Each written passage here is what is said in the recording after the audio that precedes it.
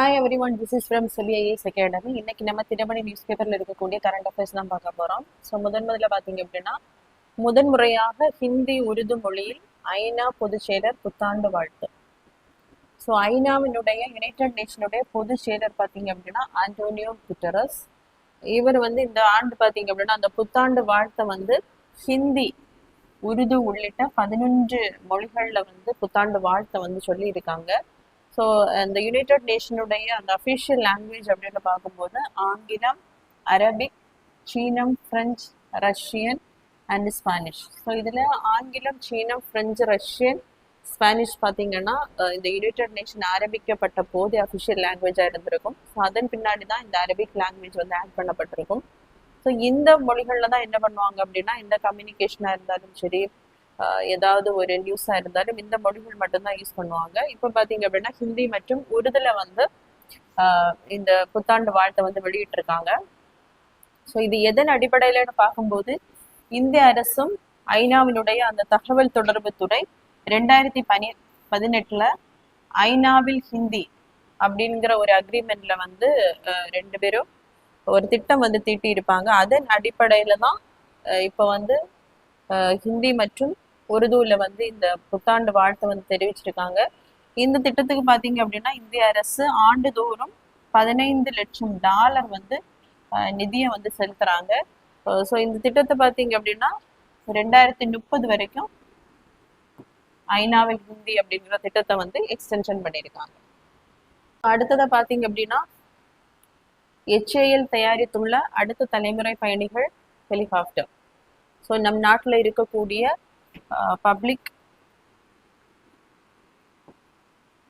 Sector company தான் HAL, Hindustan aeronautical limited. So இது பார்த்தீங்க அப்படின்னா மினிஸ்ட்ரி ஆஃப் டிஃபென்ஸ் கீழே வரக்கூடிய ஒரு பொதுத்துறை நிறுவனம். இது பார்த்தீங்க அப்படின்னா நம்மளுடைய அந்த டிஃபென்ஸுக்கு, பாதுகாப்புக்கு தேவையான எல்லா விதமான அந்த விமானங்கள், கப்பல்கள் உள்ளிட்ட எல்லாவற்றையும் இவங்க தான் என்ன பண்ணுவாங்கன்னா தயாரிப்பு பண்ணுவாங்க. இப்போ பார்த்தீங்க அப்படின்னா இந்த HAL துரு NG அப்படிங்கிற ஒரு விமானத்தை அடுத்த தலைமுறை விமானத்தை உருவாக்கி இருக்காங்க. ஸோ இதுல என்னென்ன இருக்குன்னு பார்க்கும்போது அதிநவீன தொழில்நுட்பங்கள். இதனுடைய எடை பார்த்தீங்க அப்படின்னா 5.5 டன் எடை. இதுல இரட்டை என்ஜின்கள் இருக்கும். அதே மாதிரி எல்லா கால சூழ்நிலைக்கும் ஏற்றவாறு சுழன்றடிக்கக்கூடிய திறன். அதே மாதிரி இதுல எவ்வளவு எடை கொண்டு போகலாம் அப்படின்னு பார்க்கும்போது 5500 டன் எடை வரைக்கும் கொண்டு போகலாம். ஸோ அதே மாதிரி பழுவை தூக்கும் திறன் உடையது. அதிகபட்சமாக இது பார்த்தீங்கன்னா மணிக்கு 285 கிலோமீட்டர் வேகத்துல இந்த விமானமானது, பயணிகள் விமானம் பறக்கும். ஸோ அதன் அடிப்படையில் பார்த்தீங்கன்னா 3 மணி நேரத்துல 630 கிலோமீட்டர் தொலைவிற்கு செல்லலாம். அதே மாதிரி 6000 மீட்டர் உயரம் வரைக்கும் பறக்கும் ஒரு திறனை உடையது இந்த விமானம். அதே மாதிரி இதை பார்த்தீங்க அப்படின்னா 14 பேர் இதில் பயணம் செய்யலாம் மற்றும் இதை விமான ஆம்புலன்ஸாகவும் பயன்படுத்தலாம்.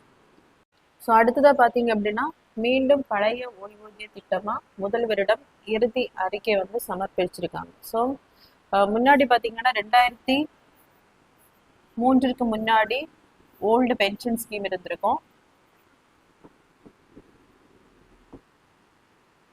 ஸோ 2003க்கு பின் நியூ பென்ஷன் ஸ்கீம் கொண்டு வந்திருப்பாங்க. ஸோ ஓல்டு பென்ஷன் ஸ்கீம்ல பார்த்தீங்க அப்படின்னா கடைசியாக வாங்கிட்டு இருக்க அந்த சம்பளத்தில் 50% அவங்களுக்கு பென்ஷனாக வழங்கப்படும். நியூ பென்ஷன் ஸ்கீம்ல அவங்களுடைய சேலரியில பிடித்தம் பண்ணி அதை என்ன பண்ணுவாங்க அப்படின்னா ஷேர் மார்க்கெட் இந்த மாதிரி உள்ள அந்த நிறுவனங்கள்ல இட்டு அதுல வரக்கூடிய அந்த ஷேரை வச்சு என்ன பண்ணுவாங்கன்னா பென்ஷன்ஸ் வழங்குவாங்க.